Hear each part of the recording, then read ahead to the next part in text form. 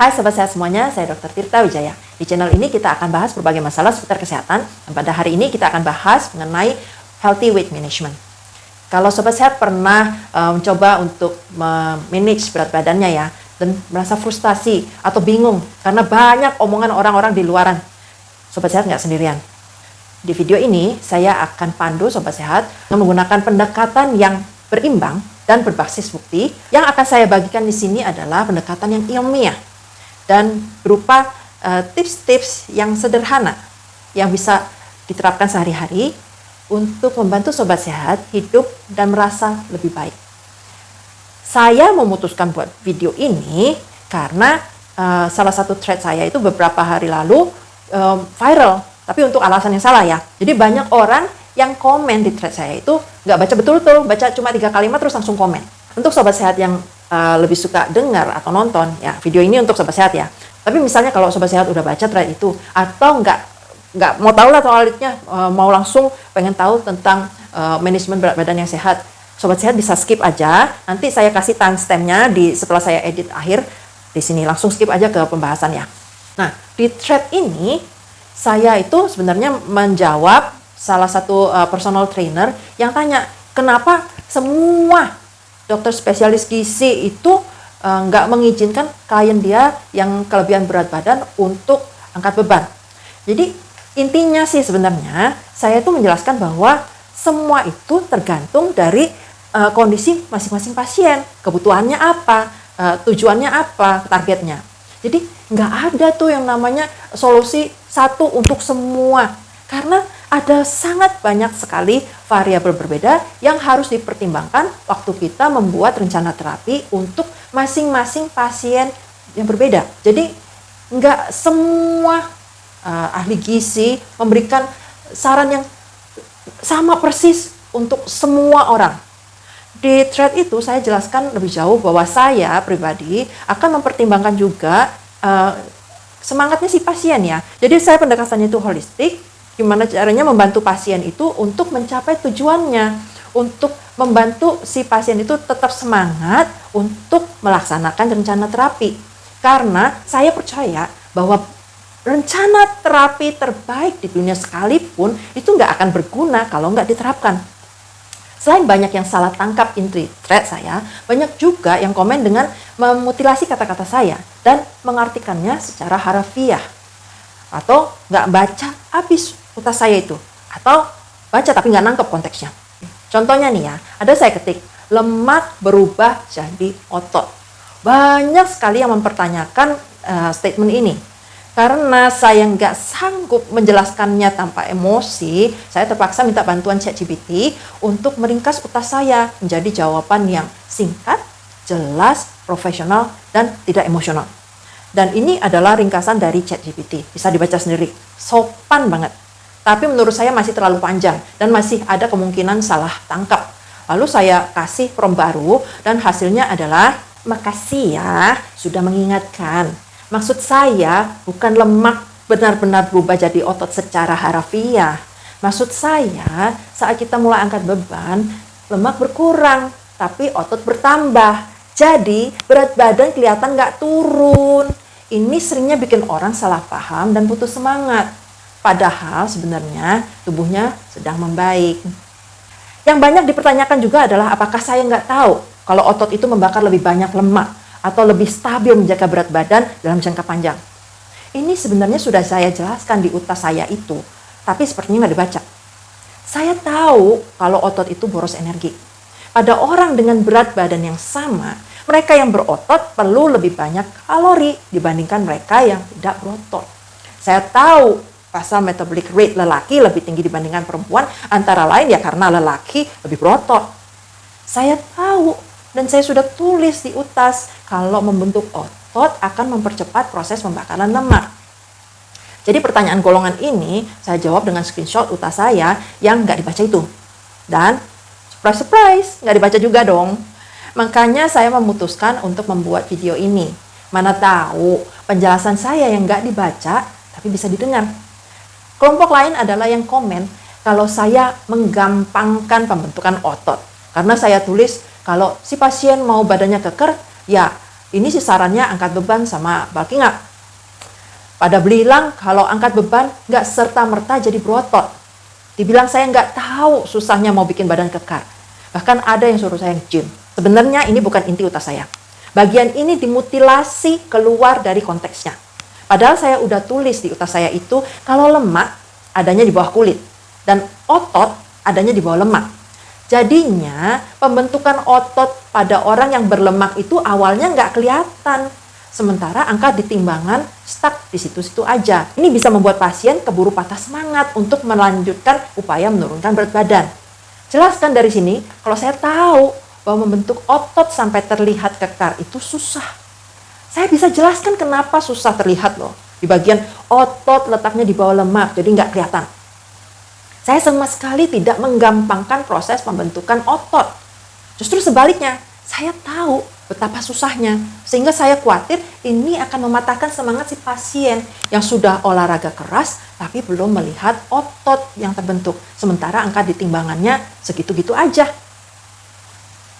Saya khawatir kalau sampai pasien putus terapi di tengah jalan justru karena saya tahu betapa susahnya. Saya sendiri sudah beberapa tahun berusaha menambah massa otot, tapi belum terlihat juga hasilnya. Saya paham kenapa seperti itu, tapi tetap aja loh, ada kalanya saya down. Ini saya yang paham aja bisa down, apalagi orang awam yang baru mulai. Sebenarnya saya bisa aja jelaskan dengan menggunakan pengalaman saya sendiri seperti itu. Tapi saya pilih jelaskan menurut sains, karena anecdotal evidence itu adalah bukti yang paling lemah. Tapi ternyata penjelasan ilmiah saya itu tidak dihiraukan. Akibatnya, pas ada yang komen, ini akibatnya kalau orang nggak pernah nge-gym beropini, nggak semudah itu mau kekar, bla bla bla bla bla. Terpaksa saya awali jawaban saya dengan, iya, saya tahu, saya juga weight training bertahun-tahun belum kelihatan kekar. Justru karena itulah bla bla bla bla bla baru saya masuk ke penjelasan. Sekali lagi, saya nggak suka anecdotal approach begini. Tapi terpaksa saya pakai supaya penjelasan saya bisa masuk. Maksud sejati dari kalimat saya yang dimutilasi dan dikeluarkan dari konteksnya itu adalah goals yang berbeda membutuhkan plan yang berbeda. Mau dapat A caranya begini, mau dapat B caranya begitu. Serta bagaimana memanage ekspektasi pasien supaya tetap semangat menjalankan plan tersebut. Saya jelasin panjang lebar gini bukan maksudnya harus semua orang sependapat dengan saya ya. Menurut saya, beda pendapat itu wajar. Saya nih, antara kepala sama hati aja, orang yang sama, kadang beda pendapat. Apalagi dengan orang lain yang beda kepala, beda hati. Maksud saya tuh, kalau mau menyatakan beda pendapat, itu mbok ya pahamin dulu bedanya di mana.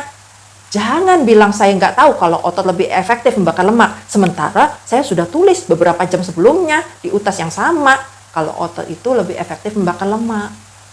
Oke. Itu tadi omel-omel saya tentang thread yang viral itu. Sekarang kita masuk ke pembahasan mengenai manajemen berat badan yang sehat. Kenapa berat badan itu penting? Menurut American Heart Association dan WHO, orang yang kelebihan berat badan atau obesitas itu lebih tinggi kemungkinannya terkena penyakit jantung dan stroke. Meskipun mereka nggak memiliki faktor resiko lainnya. Obesitas itu nggak sehat, karena kelebihan berat itu membuat jantung kita bekerja ekstra keras untuk jangka waktu yang sangat panjang. Sobat sehat pernah nggak ngangkat barang seberat 20 atau 30 kilo? Nah, sekarang bayangkan sobat sehat angkat itu, terus dibawa terus kemana-mana, 24 jam sehari, 7 hari seminggu. Berat kan?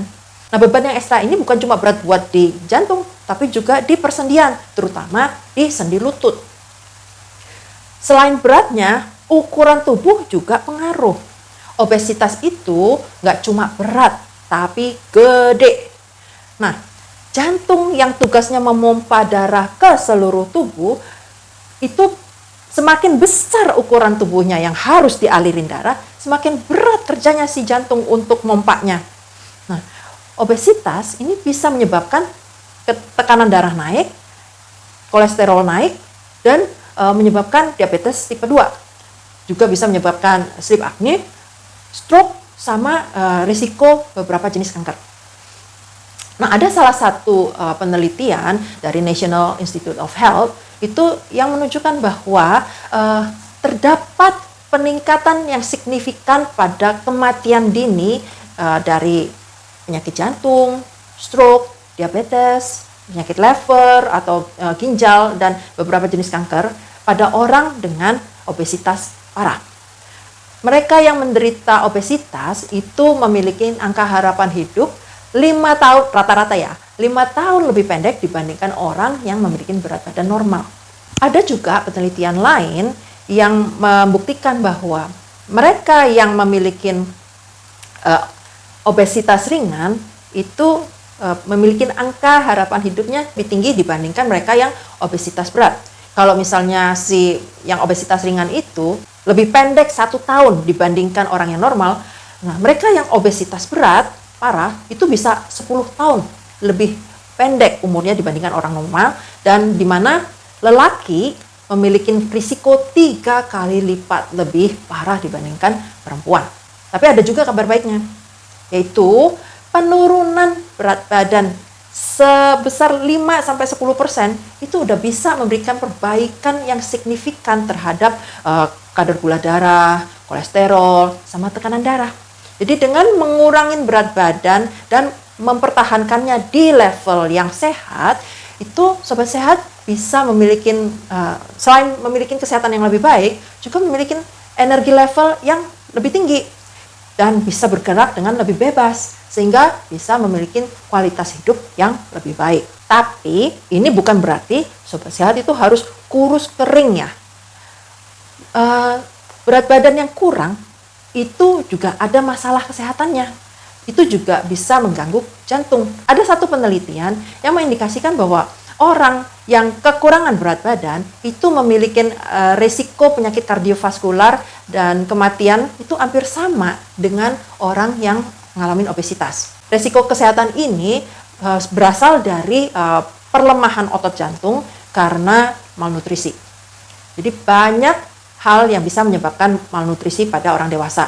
Seringkali itu bukan cuma sekedar nggak ada yang dimakan. Bisa aja ini kekurangan berat badannya karena memiliki kelainan pola makan, terus mereka yang diet ekstrim, atau yang intake-nya, nutrisinya itu nggak seimbang ya, istilahnya itu milih-milih makanan itu ada. Terus ada yang karena kanker, karena infeksi penyakit tertentu, misalnya TBC, HIV, AIDS ya. Terus misalnya karena trauma atau luka bakar, atau gangguan di saluran cerna, komplikasi, demensia, depresi, macam-macam deh.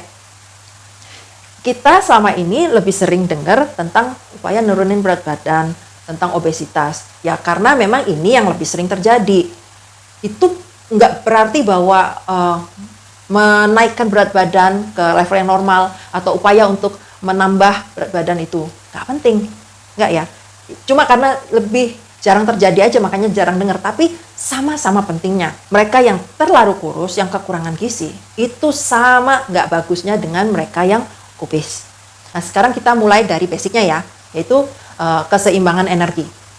Untuk menaikkan, mempertahankan, atau menurunkan berat badan, sobat sehat itu perlu menyeimbangkan kalori yang didapat dari makanan dan minuman dengan kalori yang diperlukan oleh tubuh untuk aktivitas.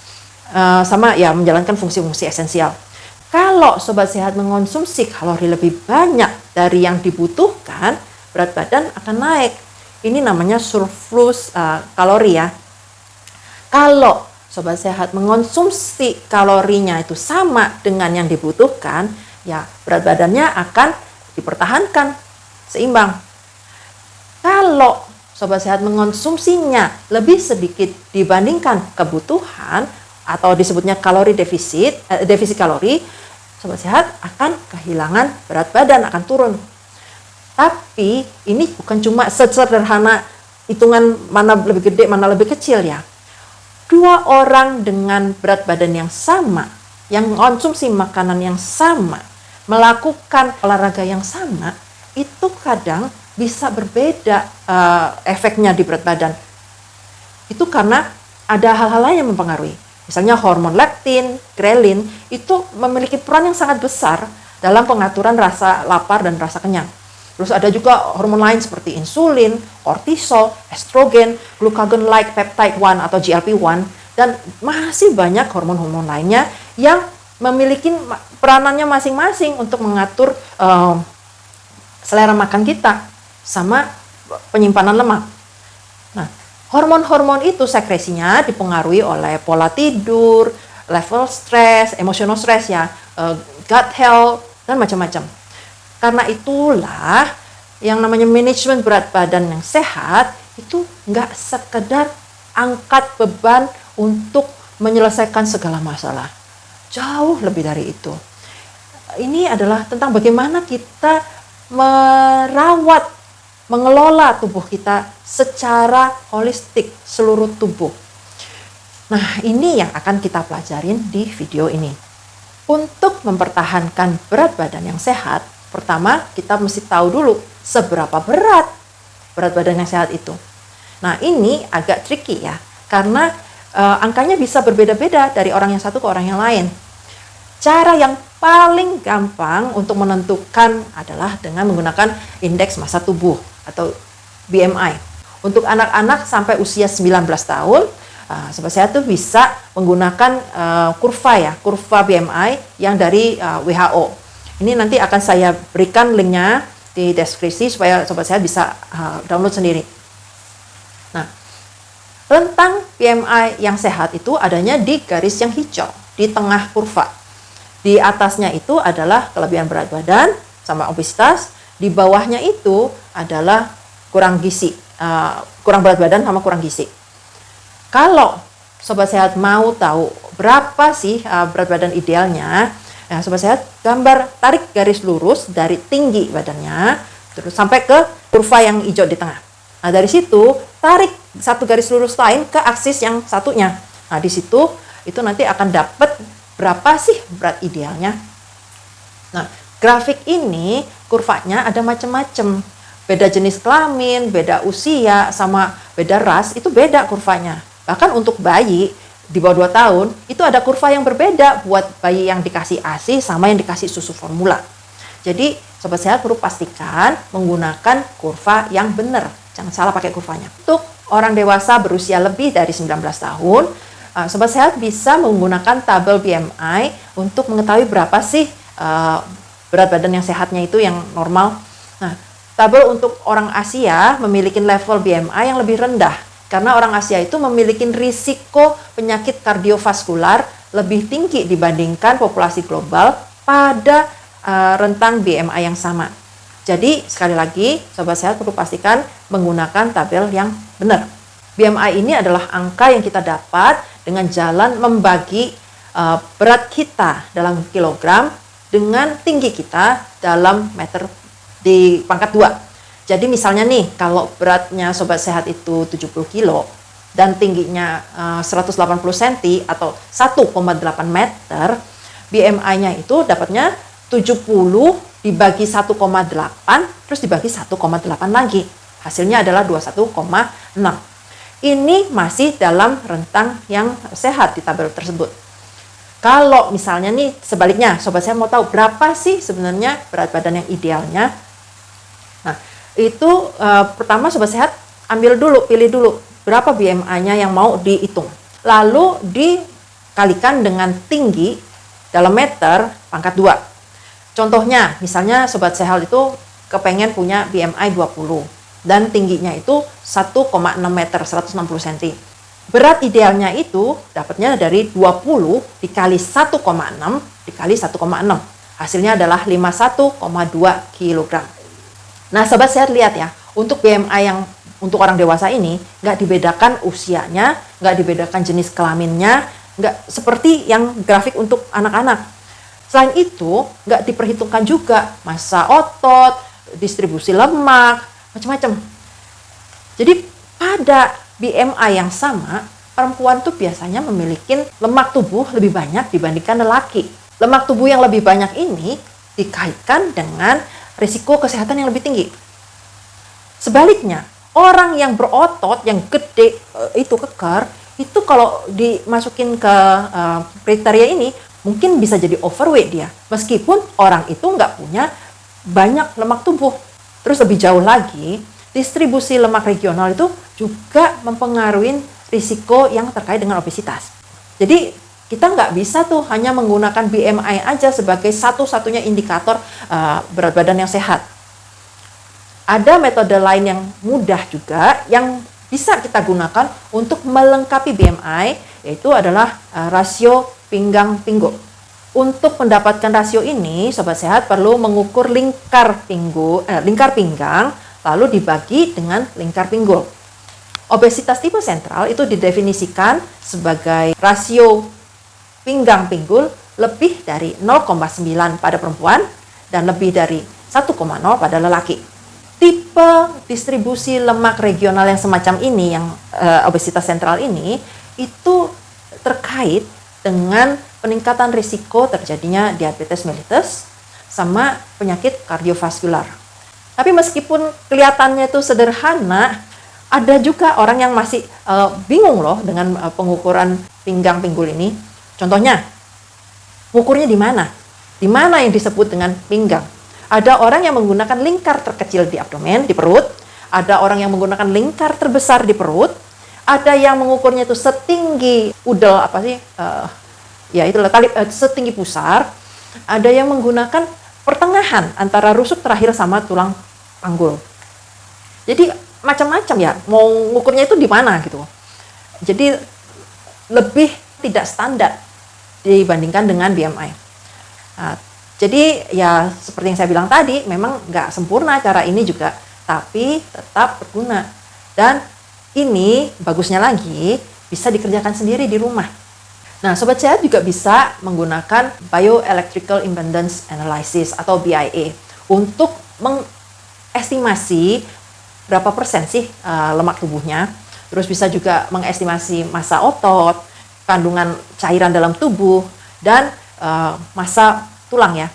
Menggunakan alat khusus, yaitu semacam timbangan, tapi yang bisa mengukur, memperkirakan komposisi tubuh. Nah, cara kerjanya timbangan komposisi tubuh ini dengan mengirimkan arus listrik lemah ke seluruh tubuh. Nah, kita kan tahu ya, yang namanya air itu adalah konduktor arus listrik yang baik. Nah, listrik ini, dia mengalir seluruh tubuh, waktu kena lemak, itu akan dihambat. Karena lemak itu kandungan airnya lebih rendah dibandingkan otot. Jadi waktu dia melalui otot dia lebih cepat listriknya mengalir, waktu melalui lemak dia akan menerima hambatan yang lebih besar. Nah, terus itu listriknya balik ke timbangan yang BIA itu ya, mesinnya, terus dihitung tuh, diperkirakan berapa sih komposisi tubuhnya ini, tentunya dengan memperhitungkan usia, jenis kelamin, tinggi badan, sama seberapa banyak otot kita. Nah, mesin timbangan BIA ini banyak macamnya. Ada yang kecil, sederhana, ada yang gede, tahir banget gitu ya. Ada yang harganya cuma beberapa juta, ada yang harganya sampai puluhan, ratusan juta mungkin. Tapi semua mesin BIA ini, meskipun beda-beda, prinsip kerjanya itu sama. Nah, ini adalah contoh dari laporan BIA. Di sini kita bisa lihat ada beratnya, massa lemaknya, massa ototnya, terus lemak visceral, itu lemak yang di sekitar organ-organ vital ya, dan banyak informasi lainnya. Memang timbangan ini gampang pakainya ya, nyaman. Dan ada yang murah, yang sobat sehat bisa beli, bisa dipakai sendiri di rumah. Tapi tetap aja ini nggak seakurat metode lain yang lebih canggih. Misalnya itu Dual Energy X-ray Absorptiometry atau DXA. Terus penimbangan hidrostatik, atau ada juga yang pakai CT scan sama MRI. Ya, nggak seperti timbangan yang BIA itu ya. Kalau cara-cara yang saya sebutkan belakangan itu nggak terpengaruh sama kadar hidrasi, kadar cairan dalam tubuh. Soalnya kalau pakai BIA itu, kalau kita lagi kehausan, misalnya habis puasa, habis baru bangun tidur, belum minum, itu seolah-olah kita kadar lemaknya lebih banyak. Gitu. Kalau yang cara yang lain-lain yang lebih canggih itu nggak terpengaruh seperti itu. Tapi cara-cara yang lebih canggih itu perlu mesin yang lebih mahal, terus perlu dioperasikan oleh orang-orang yang terlatih. Itu biasanya nggak untuk dipakai di rumah. Adanya pun belum tentu semua rumah sakit ada loh. Ada rumah sakit yang nggak punya MRI, nggak punya CT scan gitu ya. Jadi nggak semua rumah sakit ada, nggak semua lab ada, nggak semua klinik ada. Lebih susah. Jadi saya nggak akan bahas yang itulah. Kemudian, bagaimana cara kita makan untuk memperoleh berat badan yang sehat? Intinya sih, sobat sehat itu perlu mengkonsumsi makanan sehat, bergizi lengkap, seimbang, dan bervariasi dalam jumlah cukup. Oke, kita bahas satu-satu ya. Makanan yang sehat itu artinya makanan yang baik untuk tubuh kita. Nggak beracun, nggak karsinogenik, nggak terkontaminasi patogen, kotoran, atau apapun yang nggak seharusnya ada di dalam makanan. Dengan definisi yang sederhana ini, ada banyak sekali makanan sehat yang bisa kita konsumsi. Dan ini adalah hal yang bagus, karena kita perlu berbagai variasi makanan. Dari WHO sama American Heart Association ya, rekomendasinya adalah untuk mengonsumsi lebih banyak sayuran dan buah-buahan untuk memenuhi kebutuhan nutrisi. Serat pangan di dalam sayur dan buah-buahan ini juga akan membantu kita untuk merasa kenyang lebih lama dan mendukung dari sistem pencernaan kita. Kedua, memilih butiran penuh dibandingkan yang sudah diolah. Terus memilih daging putih dibandingkan daging merah. Terus yang ketiga, kalau mau pakai lemak atau minyak yang sehat kalau memang harus, dan mengurangi konsumsi lemak yang trans atau lemak yang jenuh. Terus yang keempat, membatasin penambahan gula seminimal mungkin. Karena sebenarnya makanan yang kita konsumsi itu udah ada gulanya sebenarnya. Kayak di nasi itu ada gula. Di buah-buahan itu juga ada gula. Kelima, mengurangi konsumsi garam menjadi kurang dari 5 gram per hari dari semua hal yang dikonsumsi, termasuk juga makanan-makanan yang beli di luar. Itu garamnya juga harus dihitung. Jadi 5 gram itu kira-kira lebih sedikit dari 1 sendok teh untuk sehari ya. Makanan bergizi seimbang artinya semua makanan dan minum yang kita konsumsi itu harus memenuhi semua kebutuhan nutrisi dalam jumlah yang tepat. Ada nutrisi yang kita perlukan dalam jumlah lebih banyak, disebutnya makronutrien. Ada yang diperlukannya dalam jumlah sedikit, mikronutrien. Tapi ini bukan berarti kita cuma fokus pada yang nutrisinya diperlukan lebih banyak dan yang lainnya itu dicuekin. Enggak, semuanya itu tetap harus dipenuhin secara berimbang sesuai kebutuhan. Dan untuk itu kita perlu mengonsumsi makanan yang bervariasi. Semakin bervariasi makanannya, semakin mudah kita untuk memenuhi kebutuhan nutrisi yang berbagai macam ini. Sebaliknya, diet yang sangat ketat, yang sangat spesifik, misalnya itu vegan, atau carnivore diet, diet karnivora, atau keto diet, itu jenis makanannya sangat terbatas. Jadi sangat gampang sekali kita kelebihan konsumsi nutrisi yang satu, tapi kekurangan nutrisi yang lain. Karena yang dikonsumsi itu sangat spesifik. Terus cara yang sehat untuk menentukan pemilihan makanan itu gimana? Ada banyak sebenarnya caranya. Ada paleo diet, ada Mediterranean diet. Tapi kalau saya paling suka cara yang disebut plating method. Ini sangat sederhana, sangat gampang.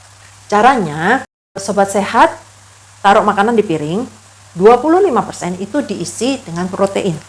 25% diisi dengan karbohidrat, dan sisanya 50% itu diisi dengan sayuran dan buah. Semua protein, karbohidrat, sayuran, dan buah-buahan yang sehat itu bisa dimakan, bisa dikonsumsi. Nggak ada satu makanan yang superfood, nggak ada.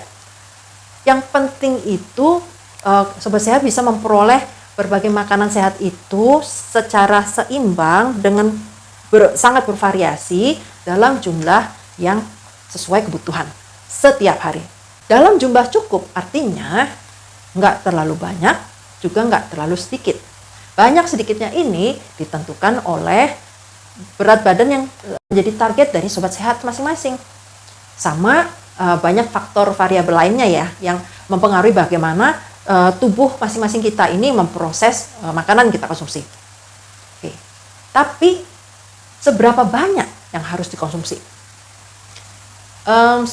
Pada umumnya timbangan yang body composition itu, yang BIA itu akan menunjukkan juga namanya BMR, basal metabolic rate. Ini adalah jumlah kalori minimal yang seminimal-minimalnya yang diperlukan oleh tubuh kita untuk bertahan hidup. Tubuh kita membutuhkan kalori sebanyak BMR ini selama 24 jam bila kita itu nggak melakukan aktivitas apapun, cuma bernafas saja, bahkan nggak bangkit dari tempat tidur ya. Nah, BMR ini nggak memperhitungkan energi yang diperlukan untuk mencerna makanan atau aktivitas fisik lainnya, cuma bernafas tok. Kita nggak boleh mengonsumsi kalori kurang dari BMR, meskipun kita sedang berusaha untuk menurunkan berat badan. Karena badan kita kalau dikasih energi kalori itu kurang dari BMR, itu akan mengaktifasi model situasi kelaparan. Dan dalam situasi kelaparan ini, tubuh kita akan secara otomatis memperlambat laju metabolisme untuk menghemat energi. Sehingga kedepannya itu akan lebih susah buat kita untuk menurunkan berat badan justru. Selain itu, kalau kita konsumsi energi dalam jumlah di bawah BMR, tubuh kita itu juga akan mulai memecahkan otot yang akan digunakan untuk sumber energi.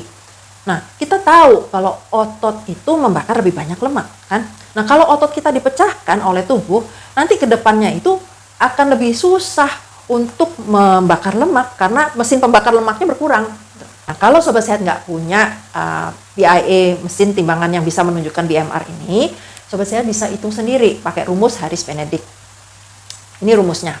Kalau nggak mau ngitung-ngitung pakai kalkulator, cari aja di online, itu banyak kalkulator online, tinggal masukin tuh di kolom-kolomnya jenis kelamin, usia, tinggi badan, ya itu nanti akan keluar sendiri angka BMR-nya berapa. Nah, setelah itu kita perlu tahu berapa total daily energy expenditure atau disingkatnya TDEE.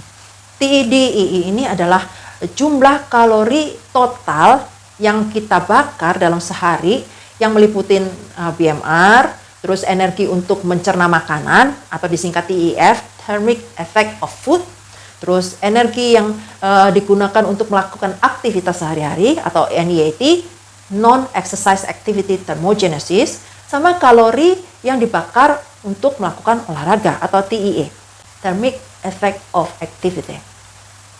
Nah, TEF ini tergantung dari jenis dan jumlah makanan yang kita konsumsi. Secara garis besar, yang namanya protein itu membutuhkan lebih banyak kalori untuk mencernanya dibandingkan karbohidrat atau lemak.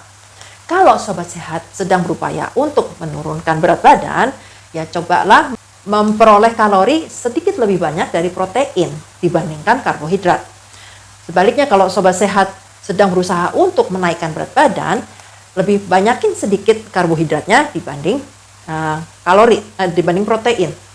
Yang namanya lemak sama minyak itu tetap harus dibatasin sesedikit mungkin. Apapun tujuan sobat sehat, mau naikin berat badan atau nurunin berat badan tetap harus dibatasin. NEAT itu tergantung pada aktivitas fisik kita sehari-hari. Yang namanya kuli bangunan, kuli panggul, itu biasanya memiliki NEAT jauh lebih tinggi dibandingkan orang yang kerja kantoran duduk di depan komputer 8 jam sehari. Sedangkan TEA itu tergantung pada intensitas dan durasi dari olahraga yang kita lakukan.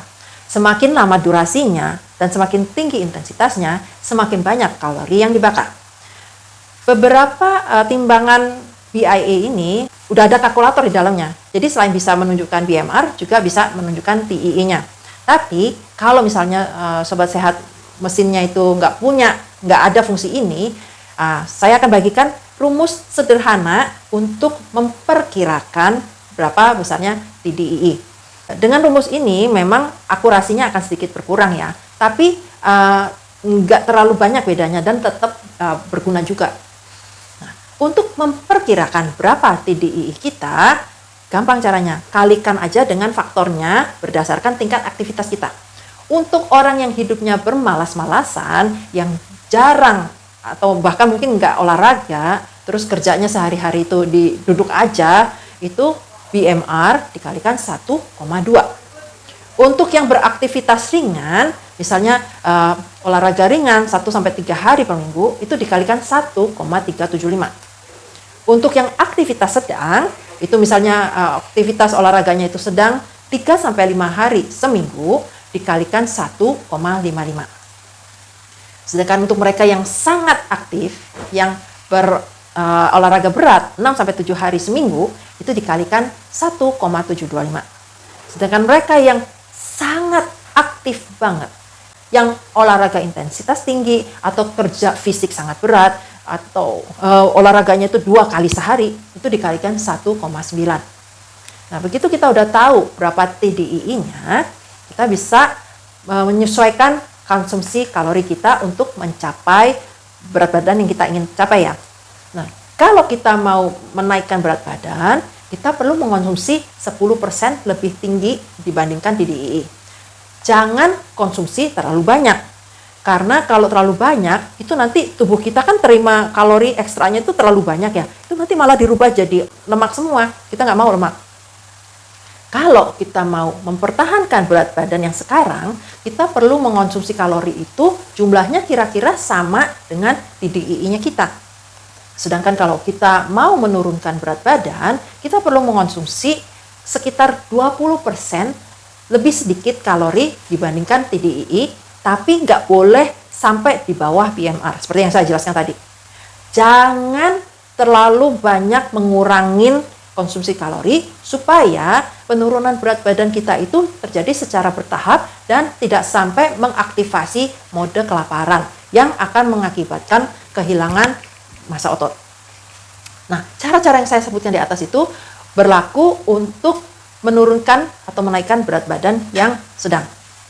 Kalau sobat sehat itu kurang berat badannya itu sangat parah, atau kelebihan berat badannya sangat parah, atau bahkan obes, itu sebaiknya sobat sehat konsultasi ke dokter, ke spesialis gizi. Karena memang ada kondisi-kondisi yang memerlukan penanganan atau intervensi yang lebih intensif yang nggak bisa dikerjakan oleh sobat sehat sendiri. Cara yang benar untuk menghitung konsumsi kalori kita itu sebenarnya ya adalah dengan menambahkan semua kalori yang kita konsumsi baik dari makanan atau minuman dalam 24 jam. Nah, untuk makanan kemasan, itu sobat sehat itu bisa cari tabel nutrisi, kandungan nutrisinya, informasi gizi. Nah, itu lihat tuh berapa kalorinya. Tapi sobat sehat perlu perhatikan serving size-nya ya. Jadi ukuran sajinya itu berapa. Kalau ukuran sajinya satu kemasan untuk 4 sajian, terus sobat sehat makan semua satu bungkus sendirian, ya harus dikalikan 4 gitu loh.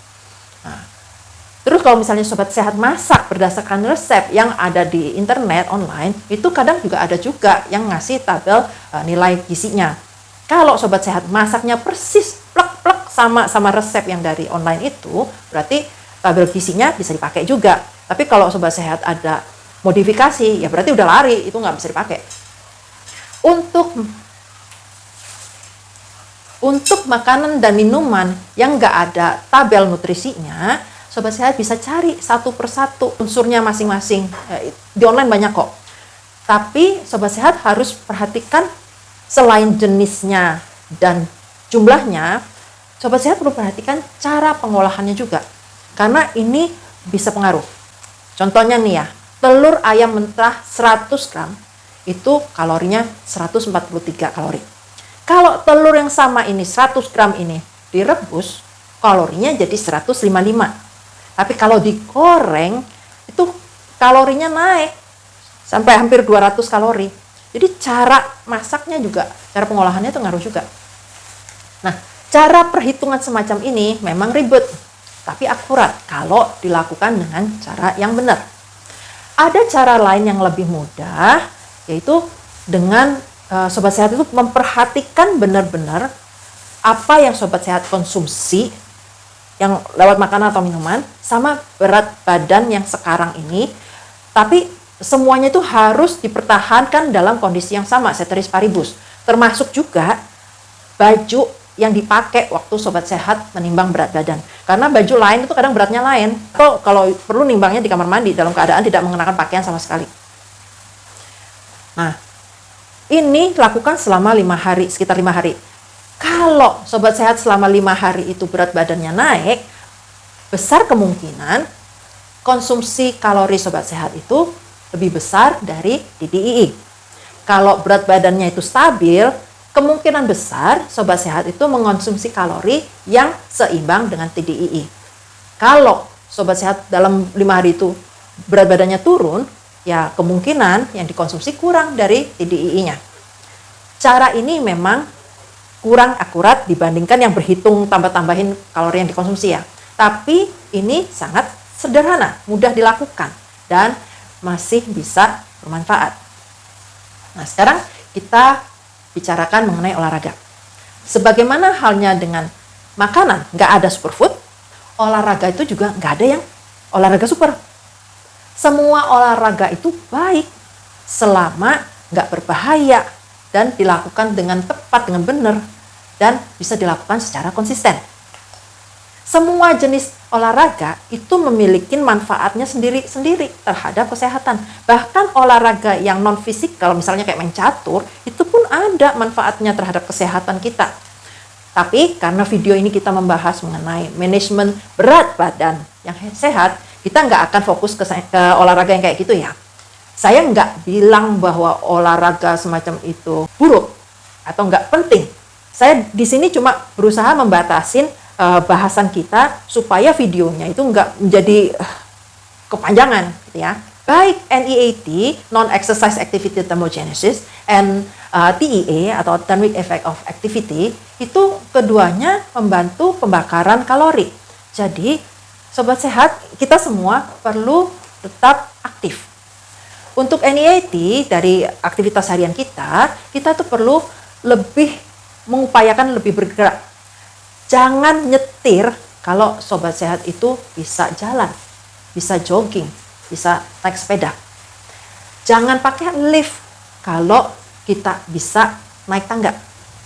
Nah, kita juga perlu melakukan olahraga yang ringan-ringan aja kalau kita itu harus berada di kondisi misalnya bekerja dalam waktu yang sangat panjang, duduk aja, atau kurang aktivitas fisiknya.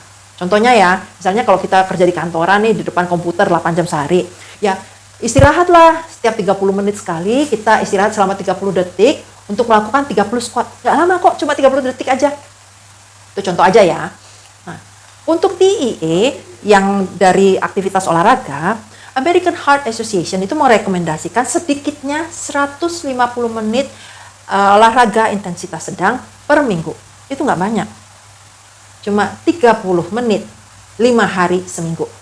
Sobat sehat bisa jalan, bisa sepedahan, jogging, aerobik, berenang, lompat tali, macam-macam pokoknya. Terserah, pilih yang sobat sehat bisa kerjakan, bisa nikmatin supaya bisa dilakukan secara konsisten.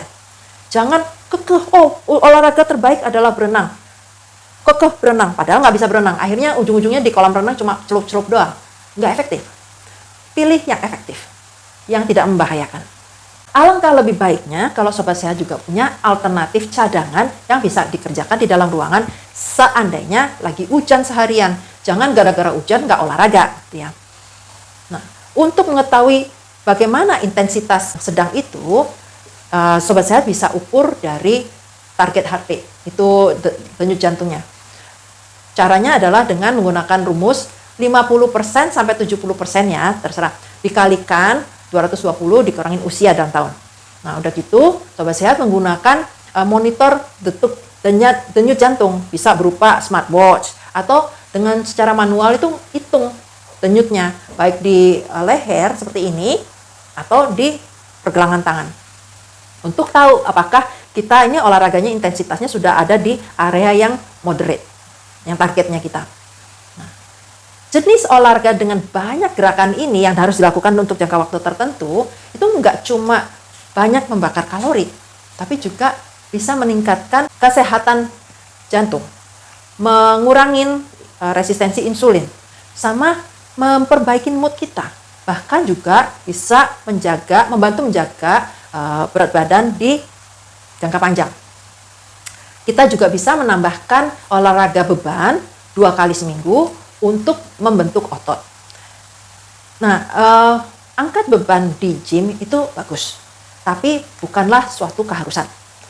Jangan dijadikan alasan untuk tidak berolahraga kalau sobat sehat nggak bisa nge-gym. Ya. Kalau misalnya nggak bisa nge-gym, kita bisa angkat beban di rumah dengan menggunakan badan kita sendiri sebagai beban. Yang penting itu konsistensinya. Contohnya itu kita bisa squat, bisa plank, bisa push up, pull up, macam-macam. Tergantung dari kelompok otot mana yang mau dilatih. Otot kaki, perut, tangan. Itu tapi jangan dilakukan sekaligus semua ya. Saya sarankan sih lakukan 1 hari fokus di 1 otot. Udah gitu biarkan istirahat. Nextnya lakukan otot lainnya.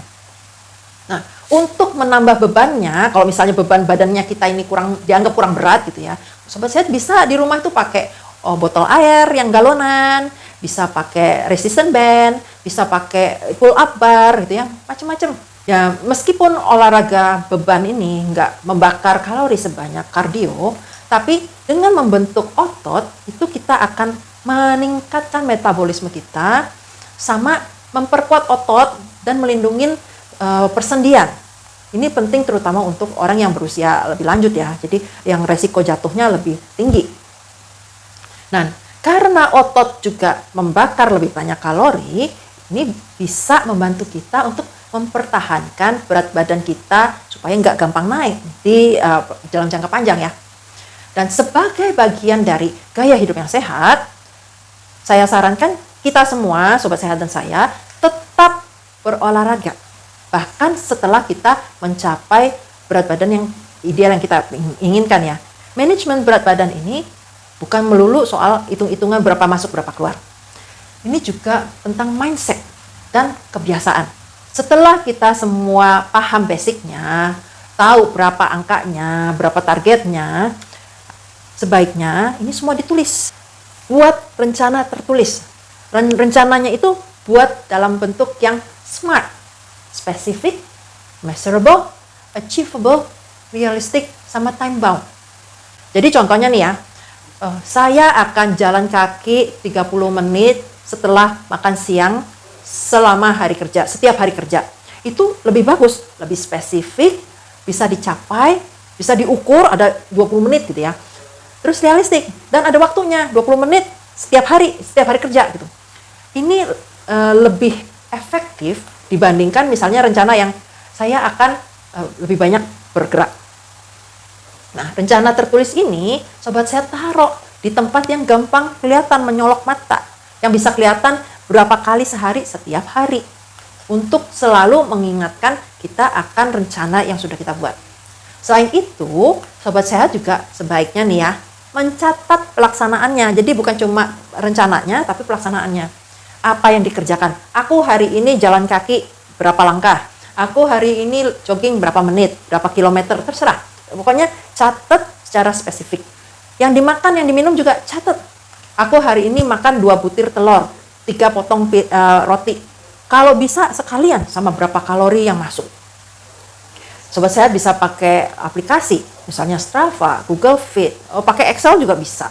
Terserah. Kalau saya sih pribadi saya lebih suka pakai kertas dan pen ya, karena saya kalau ditulis pakai tangan itu upayanya lebih banyak gitu. Saya lebih suka seperti itu. Tapi terserah. Berdasarkan penelitian yang dilaporkan di BMJ sama JME, itu mereka yang mencatat makanan atau minuman atau kalori yang masuk sama aktivitas yang dilakukan, itu lebih besar kemungkinannya untuk mencapai target yang ditentukan. Terus, sobat sehat jangan takut, jangan malu untuk minta bantuan, minta dukungan. Kita itu nggak ada yang maksa untuk melakukan ini sendirian. Sobat sehat bisa minta tolong sama personal trainer, bisa pakai teman kelompok, bahkan teman-teman online juga bisa untuk membantu memberikan accountability ya, memberikan motivasi. Nah, sobat sehat bisa juga nih memposting milestone-nya, apa yang udah capai. Hari ini aku hari ke-15 olahraga rutin. Aku turun setengah kilo selama 1 minggu. Rayakan keberhasilan, setiap keberhasilan sekecil apapun. Sobat sehat bisa juga nih komen di video ini apa yang sudah dicapai.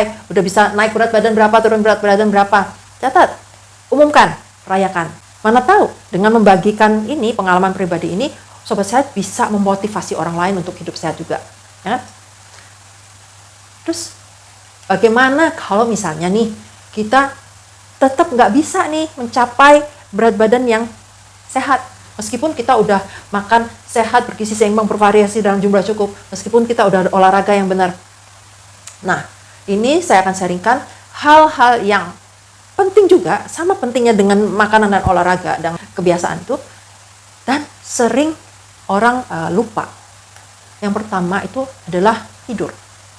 Kekurangan tidur yang akut itu akan menurunkan konsentrasi leptin, itu hormon yang ngasih tahu ke otak kita kalau kita kenyang, sama meningkatkan konsentrasi grelin, yaitu hormon yang ngasih tahu otak kita kalau kita lapar. Nah, kalau kita cukup tidurnya, kadarnya leptin itu akan naik selama kita tidur. Jadi kita nggak merasa lapar waktu kita seharusnya tidur. Tapi kalau kita tidurnya nggak cukup, kadar leptinnya ini nggak akan naik, dia tetap aja di bawah. Dan karena itu otak kita akan mikir, waduh ini badan kita nih kurang energinya untuk begadang. Si otak ini akan mengirimkan signal-signal bahwa kita akan butuh makanan, kita lapar, sehingga kita carilah itu makanan di kulkas di pagi-pagi buta, meskipun sebenarnya tubuh kita nggak membutuhkan makanan itu, energi itu. Levelnya grelin itu malah kebalikannya ya. Jadi waktu kita tidur, level grelin ini akan turun normalnya, karena yaitu badan kita nggak membutuhkan energi, nggak membutuhkan kalori waktu kita nggak aktif. Tapi kalau kita nggak tidur, si kadar grelinnya ini akan tetap tinggi dan kita akan merasa lapar meskipun badan kita nggak butuh kalori tambahan. Kekurangan tidur juga menyebabkan resistansi insulin, membuat badan kita itu akan lebih susah untuk menurunkan berat badan karena tubuh kita itu akan dipacu untuk menyimpan kelebihan kalorinya sebagai lemak. Ada satu penelitian pada perempuan menunjukkan bahwa mereka yang tidur 6 jam seperempat atau kurang setiap malam selama 6 minggu itu akan mengalami kenaikan resistensi insulin sebesar 14,8% baik pada perempuan premenopause atau postmenopause. Di mana perempuan yang postmenopause itu akan mengalami lebih parah lagi. Kenaikan insulin resistensinya itu sebesar 20,1%. Terus ada juga penelitian lain yang jumlahnya lebih kecil ya respondennya, membuktikan bahwa kurang tidur 1 malam aja, di mana tidurnya cuma 4 jam, itu bisa meningkatkan resistensi insulin melalui berbagai banyak cara pada orang yang sehat. Sebenarnya sih yang hormon-hormon yang dipengaruhi itu banyak ya oleh kekurangan tidur, tapi saya batasin itu aja lah, karena nanti videonya kepanjangan. Nah, selain mempengaruhi hormon-hormon tadi, kekurangan tidur itu juga akan membuat kita capek, malas, lebih ogah untuk melakukan olahraga, lebih kepengen untuk istirahat tidur duduk-dudukan aja. Dan makanan yang sehat itu juga jadi kurang membangkitkan selera.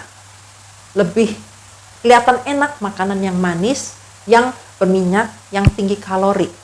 Hal ini terjadi karena aktivitas korteks prefrontal di otak kita itu dihambat waktu kita kekurangan tidur.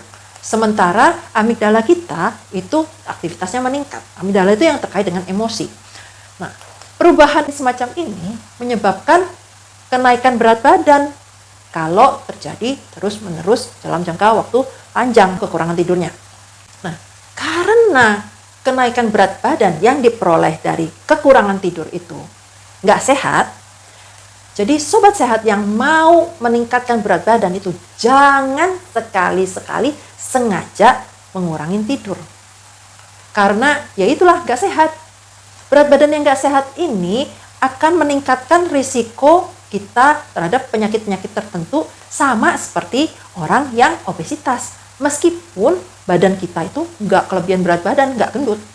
Hal ini disebut hidden obesity atau obesitas tersembunyi. Jadi ingat ya, yang namanya kenaikan berat badan yang sehat itu nggak sekedar berapa angka yang muncul di timbangan. Jenis berat badan yang kita peroleh itu sama pentingnya. Bahkan menurut saya lebih penting dibandingkan berapa banyak berat yang kita dapat.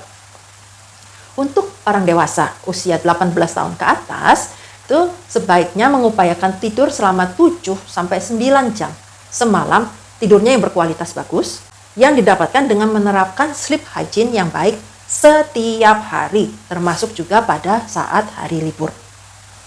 Yang kedua adalah stres emosional. Ini mengacaukan kadar hormon kita. Kadar hormon di tubuh kita itu diatur keseimbangannya sedemikian rupa supaya seluruh sistem di tubuh kita itu bisa bekerja dengan lancar. Tapi pada waktu kita mengalami stres emosional, keseimbangan ini kacau balau. Nah, meskipun ya, saya tahu deh namanya stres emosional itu kadang nggak bisa dihindarin. Mana ada sih orang yang hidupnya bebas stres setiap hari senantiasa, nggak ada kan? Tapi kita harus berupaya untuk memanage stres emosional itu supaya nggak mengganggu kesehatan kita. Kesehatan mental sama kesehatan fisik juga. Stres emosional yang kronis berkelanjutan dalam jangka panjang itu meningkatkan kadar kortisol. Kortisol itu adalah hormon yang membuat tubuh kita itu menyimpan lemak, terutama lemak di perut yang jadi central obesity tadi ya. Nah, tubuh kita akan menyimpan lebih banyak lemak pada saat kita sedang stres dibandingkan orang lain yang makanannya sama, olahraganya sama tapi nggak stres. Nah, apakah waktu kita itu lagi mau ngupayain turun berat badan atau naik berat badan, yang namanya emotional stress itu nggak baik buat kita. Ada berbagai macam cara untuk memanage stres emosional kita kalau kita itu nggak bisa mencegah atau menghindari. Maksudnya mencegah menghindari gini loh, misalnya kita stres nih lagi ujian, sebenarnya kan itu bisa dihindarin dengan cara belajar dari jauh-jauh hari. Jangan SKS, sistem kebut semalam. Nah, tapi kalau misalnya stresnya itu nggak bisa dihindarin gitu ya, ya kita pakai strategi tertentu. Contohnya bisa meditasi, yoga, atau jalan-jalan di alam terbuka, bisa olahraga. Ada orang kalau yang lagi stres tuh enaknya lari dia, terus bisa melukis, nyanyi, berenang, atau kongko-kongko, ngobrol sama temen, macam-macam lah. Ini terserah masing-masing sobat sehat. Nggak ada cara yang sempurna paling bagus buat semua orang. Ada cara yang bisa bagus untuk orang yang satu, nggak bagus untuk orang yang lain. Ya begitu ya. Jadi masing-masing tentukan sendiri yang paling baik untuk masing-masing orang.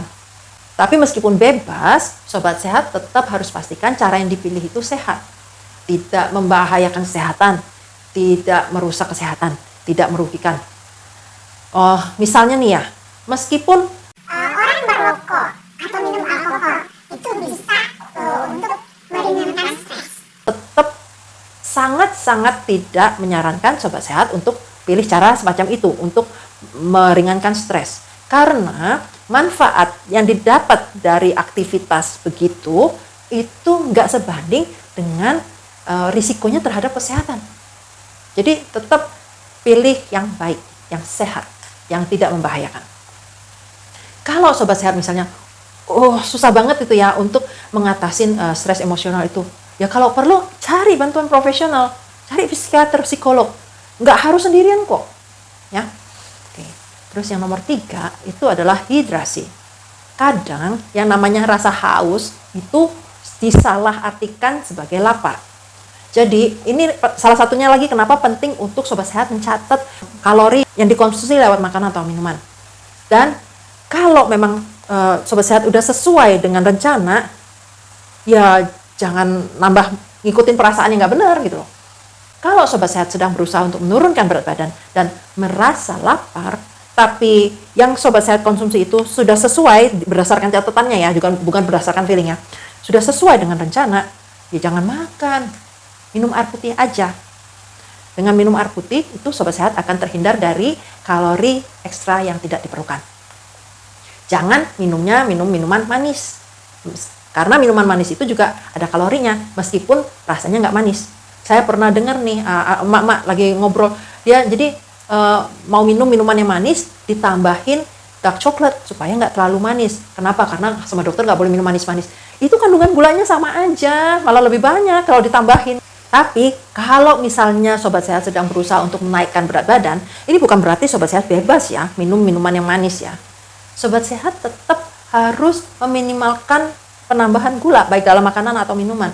Karena penambahan gula ini akan menyebabkan kadar gula darah kita itu glukosanya naik melonjak-lonjak gak karuan, yang pada gilirannya akan menyebabkan resistensi insulin di jangka panjang. Jadi minumnya tetap minum air putih aja. Dan minumnya itu kalau sobat sehat haus. Jangan terlalu banyak minumnya, karena kalau terlalu banyak itu nanti sobat sehat perutnya penuh, kembung. Jadinya nggak bisa masuk makanan, nggak bisa masuk kalori yang dibutuhkan. Tapi ya jangan terlalu sedikit juga, nanti jadi dehidrasi. Untuk orang-orang yang mengalami obesitas atau yang kelebihan berat badannya itu disertai dengan faktor resiko lain, ya saran saya sih selain berupaya seperti yang disebutkan di atas, juga memperoleh konseling perilaku ya sebagai tambahan. Selain itu ada juga orang yang tetap susah untuk menaikkan atau menurunkan berat badan meskipun sudah melakukan segala upaya dengan benar. Udah makan makanan sehat bergizi seimbang bervariasi dalam jumlah cukup, udah olahraga yang benar, tidurnya bagus dan macam-macam ya, tapi tetap susah. Itu ada banyak hal lain sebenarnya yang bisa menyebabkan kejadian semacam ini ya. Misalnya itu karena menopause atau perimenopause, terus masalah di tiroid, infeksi tuberkulosis, depresi, atau infeksi HIV juga bisa. Terus karena efek obat tertentu, terus mungkin juga karena kanker tertentu gitu ya. Jadi banyak sekali sebenarnya hal lain yang mungkin bisa menyebabkan berat badannya tuh jadi nggak sehat, baik terlalu tinggi atau terlalu rendah. Nah, dalam hal semacam ini, berat badan yang nggak sehat itu kan sekunder sifatnya, yang disebabkan oleh kondisi-kondisi medis yang lainnya itu. Jadi, kalau misalnya kita fokusnya itu pada penata laksanaan untuk berat badannya, ya hasilnya itu nggak akan memuaskan. Kalaupun tuh bisa mendapatkan hasil yang diharapkan dalam jangka pendek, itu nggak akan bertahan lama. Karena akar permasalahannya sendiri nggak diselesaikan gitu ya. Jadi, sifatnya hanya sementara aja itu berat badannya, kalaupun tercapai gitu. Kalau misalnya sobat sehat termasuk kelompok orang yang seperti ini, atau mungkin sobat sehat tuh nggak yakin, nggak tahu, ini saya sebenarnya berat badan nggak sehatnya itu sekunder atau primer gitu ya. Sebaiknya udah periksakan aja ke dokter, biar dokternya yang cekin satu-satu bener atau enggak, sama buatkan rencana terapi yang sesuai bila memang diperlukan. Nah, ini adalah pendekatan yang menyeluruh, holistik, yang memandang pasien itu bukan sekedar angka di timbangan. Semua aspek dipertimbangkan. Jadi ingat ya sobat sehat, yang saya maksud dengan manajemen berat badan yang sehat itu bukan sekedar untuk mendapatkan angka timbangan yang ideal, bukan sekedar untuk dapatkan body yang seksi, semok atau apalah ya. Tapi ini adalah bagaimana caranya untuk mendapatkan tubuh yang lebih sehat, lebih kuat, lebih berenergi gitu ya. Sekarang kita bahas hal-hal yang salah yang sering terjadi. Yang pertama itu fat diet. Itu diet yang musim-musiman. Memang banyak diet ini bisa membantu kita untuk menurunkan atau menaikkan berat badan dengan cepat, bikin kita happy. Tapi keseringan yang diet semacam ini tuh nggak sustainable, nggak bisa dipertahankan untuk jangka panjang. Contohnya itu carnivore diet atau veganism atau keto diet. Itu susah kalau mau dipertahankan jangka panjang karena sangat terbatas ininya pilihan makanannya. Jadi konsumsi nutrisinya itu kurang bervariasi nanti, nggak seimbang. Dan itu juga bisa mengganggu keseimbangan hormon-hormon serta metabolisme kita. Terus yang kedua, itu terlalu terobsesi dengan angka di timbangan. Itu bisa bikin orang patah semangat memang. Jadi ingat ya, kesehatan kita itu bukan sekedar angka di timbangan. Kita bisa aja kejadian angka timbangannya itu tetap sama, tapi sebenarnya kita meningkat jumlah ototnya. Yang berkurang adalah lemaknya. Tapi karena teroffset itu kehilangan lemaknya dengan penambahan ototnya, jadi angka di timbangan itu nggak bergerak. Nah, tapi kalau sobat sehat lihat faktor-faktor lain, ya sebenarnya sobat sehat bisa lihat bahwa ini merupakan kemajuan pada kesehatan kita. Misalnya itu yang tadinya kolesterolnya tinggi jadi turun, yang tadinya HbA1c-nya tinggi jadi balik ke normal. Atau yang tadinya mau jalan aja itu berat gitu ya, sekarang lebih enteng badannya, mau ngapa-ngapain tuh enak. Atau timbangannya sama tapi celananya jadi kendor. Nah kayak gitu-gitu itu perlu diperhatikan juga. Jadi jangan terlalu terobsesi ke angka di timbangan. Ya. Terus yang ketiga itu orang yang terlalu saklek.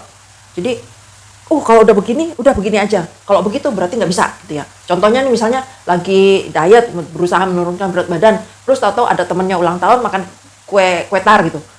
Terus udah, wah gagal nih, aku gagal, nggak mau diet lagi. Ya jangan, itu cuma sekali. Memang saya selalu bilang konsistensi itu penting. Tapi kalau sekali istilahnya silap gitu ya, khilaf, ya jangan berhenti juga sih. Balik lagi. Lebih baik kita tetap berusaha daripada ya kegagalan kecil menghancurkan segalanya gitu ya. Jadi jangan terlalu saklek. Tapi jangan juga, kemarin dokter Tirta bilang jangan terlalu saklek. Oh udahlah cheat day. Cheat day-nya itu setiap hari. Ya nggak gitu juga sih maksud saya. Ya, jangan terlalu ekstrim lah. Nah, terus yang keempat itu mengabaikan jangka panjang. Jadi gini, kita berusaha untuk menurunkan atau menaikkan berat badan sampai ke range yang sehat, itu bagus. Tapi satu hal yang juga sama pentingnya adalah mempertahankan. Jadi kita udah sampai ke sini, jangan udah gitu diumbar-umbar lagi, gaya hidupnya jadi nggak sehat lagi, ya nggak gitu. Mempertahankan ini penting. Sama pentingnya dengan upaya untuk mencapai, bahkan kalau saya bilang sih lebih penting itu untuk mempertahankan ya. Ini membutuhkan stamina gitu ya, karena ini jangka panjang. Dan gaya hidup sehat itu memang disarankan untuk semua orang seumur hidup. Jangan bergaya hidup sehat cuma untuk mencapai berat badan yang ideal. Udah gitu udah diambur-ambur lagi, nggak gitu juga ya. Jadi maintenance-nya itu penting juga. Dan kalau memang terasa sulit, bosan atau capek gitu ya, lelah, cari bantuan. Nggak harus dilakukan sendiri kok. Cari bantuan teman. Atau kalau temannya nggak bisa, cari bantuan profesional. Ya, jangan terlalu kejam lah sama diri sendiri. Semua harus dikerjain sendiri. Nggak juga. Nah, itu adalah sharing saya hari ini tentang manajemen berat badan yang sehat. Semoga info yang saya bagikan ini bermanfaat dan jadi berkat buat sobat sehat semuanya. Kalau sobat sehat ada pertanyaan di seputar kesehatan, boleh nih langsung aja diketik di komen. Nanti kita akan bahas di video-video berikutnya. Tapi please jangan konsul. Karena yang namanya konsul itu harus dilakukan secara personal antara pasien dengan dokternya. Ini adalah disclaimer saya. Kalau sobat saya suka dengan bahasan kesehatan semacam ini, mohon like video ini, lalu subscribe di channel ini, dan aktifkan notification button-nya. Sampai jumpa di video-video berikutnya. Salam sehat selalu.